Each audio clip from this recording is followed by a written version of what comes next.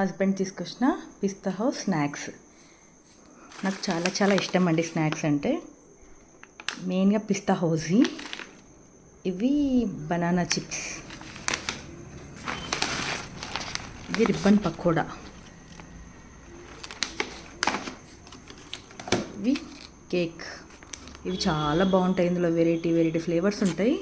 పిస్తా హౌస్లో ఎప్పుడైనా ఈ కేక్స్ ట్రై చేయండి, చాలా బాగుంటాయి. ఈరోజు తీసుకొచ్చింది ఇది బనానా స్లైస్ కేక్ అంట. ఇవి బిస్కెట్స్. ఆల్రెడీ సగం ఖాళీ చేసేసాం.